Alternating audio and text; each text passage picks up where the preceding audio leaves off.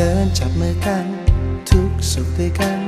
หัวเราะร้องไห้ด้วยกันมานานเท่าไรฉันไม่เคยลืมจากใจวันที่เรายิ้มวันที่ทะเลาะอาบวันและคืนเหล่านั้นจะยังงดงามไม่เคยเปลี่ยนไปยังคงเป็นดังเหมือนกับเมื่อวานอยู่ในส่วนลึกความทรงจำแต่ต่างกันแค่เพียงในตอนนี้ฉันนั้นไม่ได้มีเธออยู่ข้างๆเหมือนวันที่เราเคยเดินข้ามผ่านทุกๆสิ่งทุกๆอย่างมาด้วยกัน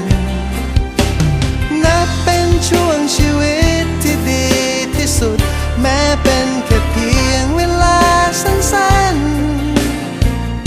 ๆที่เคยเกิดขึ้นกับฉันเพราะเธอ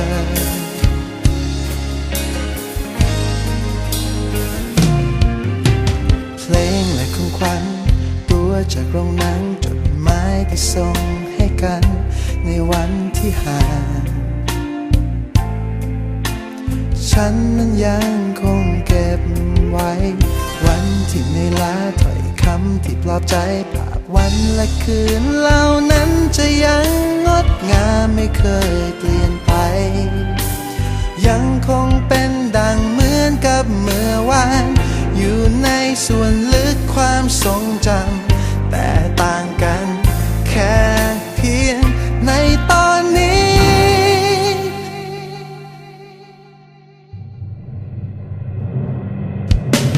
ฉันนั้นไม่ได้มีเธออยู่ข้างๆเหมือนวันที่เราเคยเดินข้ามผ่านทุกๆสิ่งทุกๆอย่างมาด้วยกันนับเป็นช่วงชีวิตที่ดี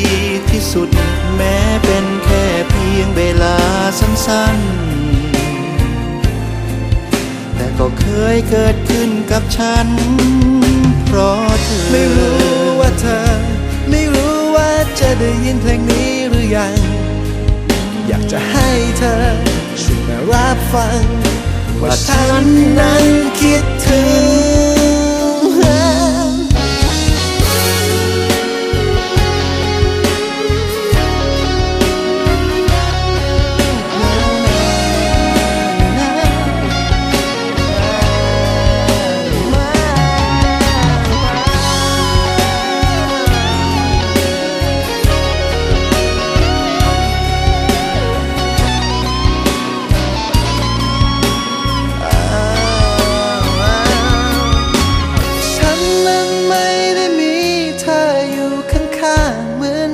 ที่เราเคยเดินข้ามผ่านทุกๆสิ่งทุกๆอย่างมาด้วยกัน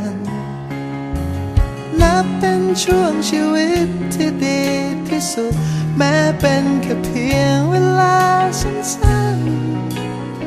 ๆที่เคยเกิดขึ้นกับฉันนั้นไม่ได้มีเธออยู่ข้างๆเหมือนวันที่เราเคยเดินข้ามผ่านทุกๆอย่างทุกๆอย่างมาด้วยกัน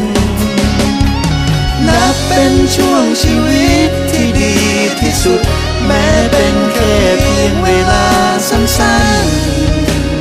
ๆแต่ก็เคยเกิดขึ้นกับฉันเพราะเธอ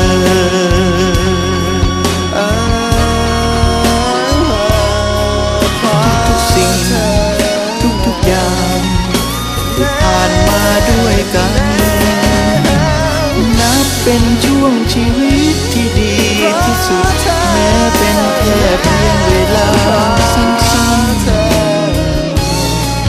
แต่ก็เคยเกิดขึ้นกับฉันเพราะ